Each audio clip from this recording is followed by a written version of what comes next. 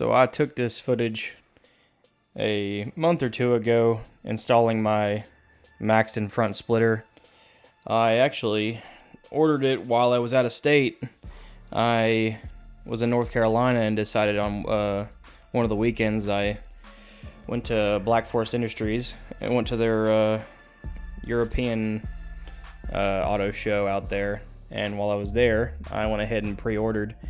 I didn't know they had it originally, but they do list the Maxton splitter, and I had to wait a few weeks to get it in. But so yeah, I pulled the trigger on it, and here I am lining up the holes. It was definitely a pain because I decided to shift it forward more than what it's kind of supposed to be. I wanted to stick it out to make sure the splitter rods would clear, which they can be kind of excessive, but I like the way they look. Right here I'm going ahead and drilling all the holes and just placing the bolts in so that it'll all stay aligned, because in this clip I had about 20 minutes before I had to leave for work, so I couldn't actually put it on the car yet because that's the car I'm driving to work.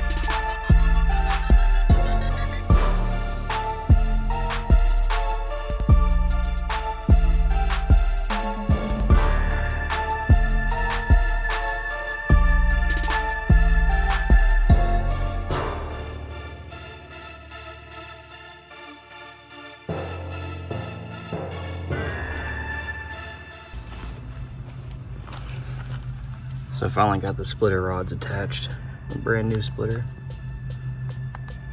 but not a big fan of the just wide open hole.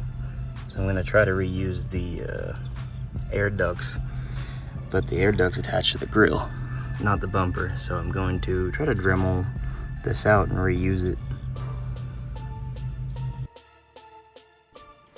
Now this isn't the best method to cut this grill out. I could have done it with a jigsaw, probably 10 times faster, but at the time I didn't have one in my possession, and I had bought the Dremel a week or two ago, so I said why not. I unfortunately had to hit the front side and back side of each, I guess you'd say stem of each hexagon, but I was determined, so I eventually got it, like right here. That was a pain.